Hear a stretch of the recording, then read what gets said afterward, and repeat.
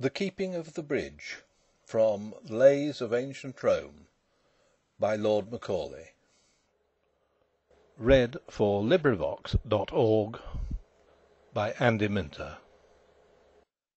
Porsena of Clusium, by the 9 gods he swore that the great house of Tarquin should suffer wrong no more. By the 9 gods he swore it, and named a trysting day, and bade his messengers ride forth, east and west and south and north, to summon his array. East and west and south and north the messengers ride fast, and tower and town and cottage have heard the trumpet's blast. Shame on the false Etruscan, who lingers in his home, when Porsena of Clusium is on the march for Rome. The horsemen and the footmen are pouring in amain, from many a stately market place, from many a fruitful plain, from many a lonely hamlet, which, hid by beech and pine, like an eagle's nest, hangs on the crest of purple Apennine. From lordly Volaterrae, where scowls the far-famed hold, piled by the hands of giants, for godlike kings of old. From sea-girt Populonia, whose sentinels descry Sardinia's snowy mountain tops, fringing the southern sky. From the proud mart of Pisae, queen of the western waves, where ride Massilia's triremes, heavy with fair-haired slaves. From where sweet Clanis wanders, through corn and vines and flowers, from where Cortona lifts to heaven her diadem of towers. Tall are the oaks whose acorns drop in dark Auser's rill, fat are the stags that champ the boughs of the Ciminian hill. Beyond all streams Clitumnus is to the herdsman dear. Best of all pools the fowler loves the great Volsinian mere. But now no stroke of woodman is heard by Auser's rill, no hunter tracks the stag's green path up the Ciminian hill. Unwatched along Clitumnus grazes the milk-white steer, unharmed the waterfowl may dip in the Volsinian mere. The harvests of Arretium this year old men shall reap. This year young boys in Umbro shall plunge the struggling sheep. And in the vats of Luna this year the must shall foam round the white feet of laughing girls, whose sires have marched to Rome. There be 30 chosen prophets, the wisest of the land, who always by Lars Porsena both morn and evening stand. Evening and morn the 30 have turned the verses o'er, traced from the right on linen white by mighty seers of yore. And with one voice the 30 have their glad answer given: go forth, Lars Porsena, go forth, beloved of heaven. Go and return in glory to Clusium's royal dome, and hang round Nursia's altars the golden shields of Rome. And now hath every city sent up her tale of men. The foot are 80,000, the horse are thousands 10. Before the gates of Sutrium is met the great array. A proud man was Lars Porsena upon the trysting day. For all the Etruscan armies were ranged beneath his eye, and many a banished Roman, and many a stout ally. And with a mighty following to join the muster came the Tusculan Mamilius, prince of the Latian name. But by the yellow Tiber was tumult and affright. From all the spacious champaign to Rome men took their flight. A mile around the city the throng stopped up the ways. A fearful sight it was to see through 2 long nights and days. For aged folks on crutches, and women great with child, and mothers sobbing over babes that clung to them and smiled, and sick men borne in litters high on the necks of slaves, and troops of sunburnt husbandmen with reaping hooks and staves, and droves of mules and asses laden with skins of wine, and endless flocks of goats and sheep, and endless herds of kine, and endless trains of wagons that creaked beneath the weight of corn sacks and of household goods, choked every roaring gate. Now from the rock Tarpeian could one burgher spy the line of blazing villages red in the midnight sky. The fathers of the city they sat all night and day, For every hour some horsemen come With tidings of dismay. To eastward and to westward Have spread the Tuscan bands; Nor house, nor fence, nor dovecote In Crustumerium stands. Verbenna down to Ostia Hath wasted all the plain; Astur hath stormed Janiculum, And the stout guards are slain. I wis in all the senate There was no heart so bold, But sore it ached and fast it beat, When that ill news was told. Forthwith uprose the consul, Uprose the fathers all; In haste they girded up their gowns, And hied them to the wall. They held a council standing Before the river gate; Short time was there, ye well may guess, For musing or debate. Out spake the consul roundly: "The bridge must straight go down; For since Janiculum is lost, Nought else can save the town." Just then a scout came flying, All wild with haste and fear: to arms, Sir Consul! Lars Porsena is here." On the low hills to westward The consul fixed his eye, And saw the swarthy storm of dust Rise fast along the sky. And nearer, fast and nearer, Doth the red whirlwind come; And louder still, and still more loud, From underneath that rolling cloud, Is heard the trumpet's war note proud, The trampling and the hum. And plainly and more plainly Now through the gloom appears, Far to left and far to right, In broken gleams of dark blue light, The long array of helmets bright, The long array of spears. And plainly and more plainly Above that glimmering line, Now might ye see the banners Of 12 fair cities shine. But the banner of proud Clusium Was highest of them all, The terror of the Umbrian, The terror of the Gaul. And plainly and more plainly Now might the burghers know, By port and vest, by horse and crest, Each warlike Lucumo. There Schilnius of Arretium On his fleet roan was seen, And Astur of the fourfold shield, Girt with the brand none else may wield, Tolumnius with the belt of gold, And dark Verbenna from the hold By reedy Thrasymene. Fast by the royal standard, O'erlooking all the war, Lars Porsena of Clusium Sat in his ivory car. By the right wheel rode Mamilius, Prince of the Latian name, And by the left false Sextus, That wrought the deed of shame. But when the face of Sextus Was seen among the foes, A yell that rent the firmament From all the town arose. On the house tops was no woman But spat towards him and hissed; No child but screamed out curses, And shook its little fist. But the consul's brow was sad, And the consul's speech was low, And darkly looked he at the wall, And darkly at the foe. "Their van will be upon us Before the bridge goes down; And if they once may win the bridge, What hope to save the town?" Then out spoke brave Horatius, The captain of the gate: "To every man upon this earth Death cometh soon or late; And how can man die better Than facing fearful odds, For the ashes of his fathers, And the temples of his gods? And for the tender mother Who dandled him to rest, And for the wife who nurses His baby at her breast, And for the holy maidens Who feed the eternal flame, To save them from false Sextus, That wrought the deed of shame. Haul down the bridge, Sir Consul, With all the speed ye may; I, with 2 more to help me, Will hold the foe in play. In yon strait path 1,000 May well be stopped by 3. Now who will stand on either hand, And keep the bridge with me?"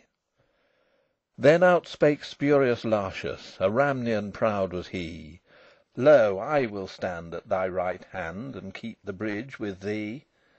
And out spake strong Herminius, Of Titian blood was he: "I will abide on thy left side, And keep the bridge with thee."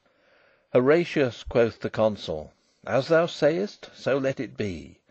And straight against that great array Forth went the dauntless 3. For Romans in Rome's quarrel Spared neither land nor gold, Nor son, nor wife, nor limb, nor life, In the brave days of old. Then none was for a party, then all were for the state. Then the great man helped the poor, and the poor man loved the great. Then lands were fairly portioned, then spoils were fairly sold. The Romans were like brothers in the brave days of old. Now Roman is to Roman more hateful than a foe, and the tribunes beard the high, and the fathers grind the low. As we wax hot in faction, in battle we wax cold. Wherefore men fight not as they fought in the brave days of old. Now while the three were tightening their harness on their backs, the consul was the foremost man to take in hand an axe. And fathers mixed with commons seized hatchet, bar, and crow, and smote upon the planks above, and loosed the props below. Meanwhile the Tuscan army, right glorious to behold, came flashing back the noonday light, rank behind rank, like surges bright of a broad sea of gold. 400 trumpets sounded a peal of warlike glee, as that great host, with measured tread, and spears advanced, and ensigns spread, rolled slowly towards the bridge's head, where stood the dauntless three. The three stood calm and silent, and looked upon the foes, and a great shout of laughter from all the vanguard rose, and forth three chiefs came spurring before that deep array. To earth they sprang, their swords they drew, and lifted high their shields, and flew to win the narrow way.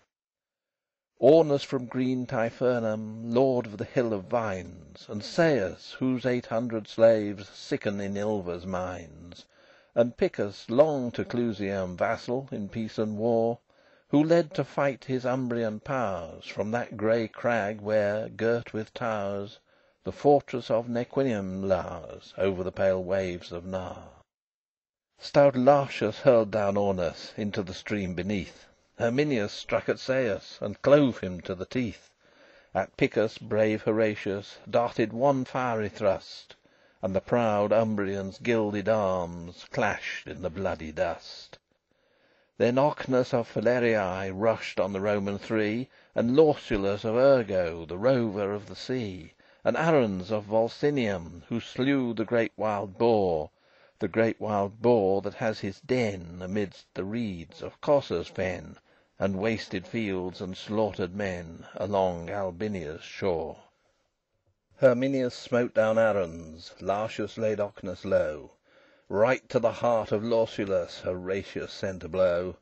"Lie there," he cried, "fell pirate, no more aghast and pale! From Ostia's walls the crowd shall mark the track of thy destroying bark.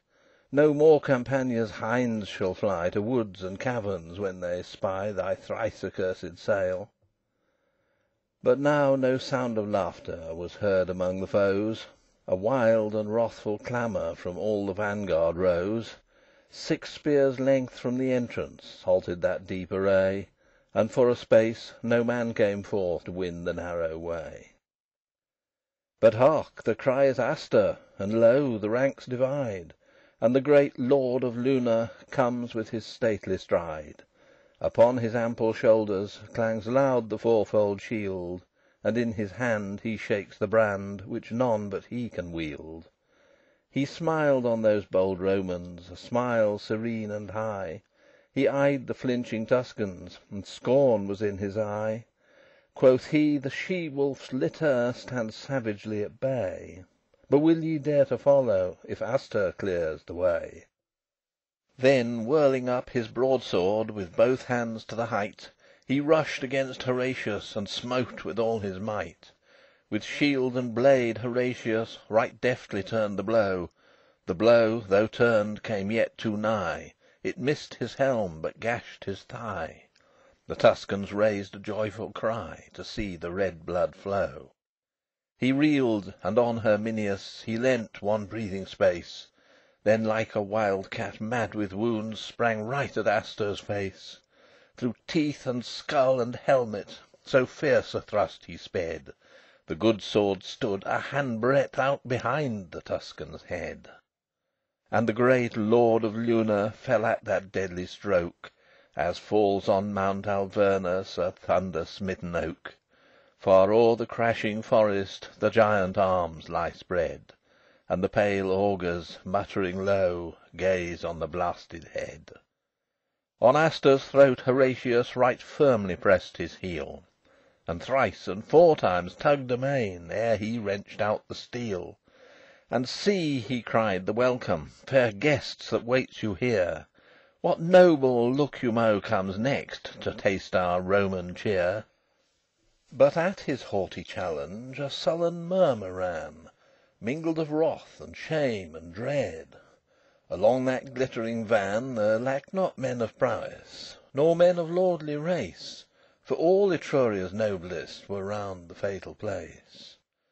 But all Etruria's noblest felt their hearts sink to see On the earth the bloody corpses, in the path the dauntless three.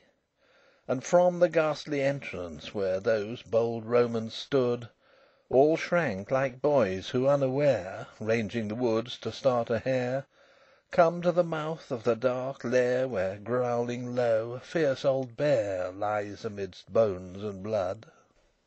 Was none who would be foremost To lead such dire attack, But those behind cried "Forward!" And those before cried "Back!"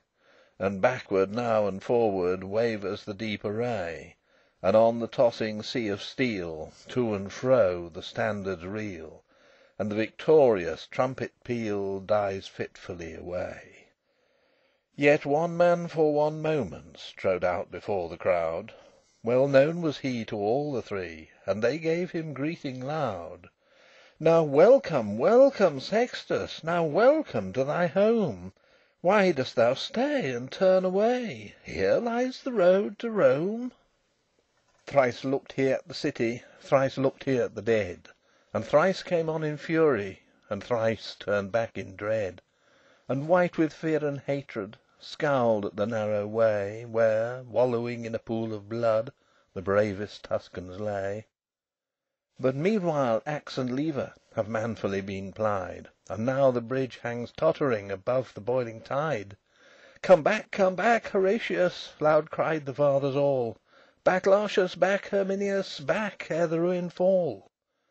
Back darted Spurius Lartius, Herminius darted back, And as they passed, beneath their feet They felt the timbers crack. But when they turned their faces, And on the farther shore Saw brave Horatius stand alone, They would have crossed once more.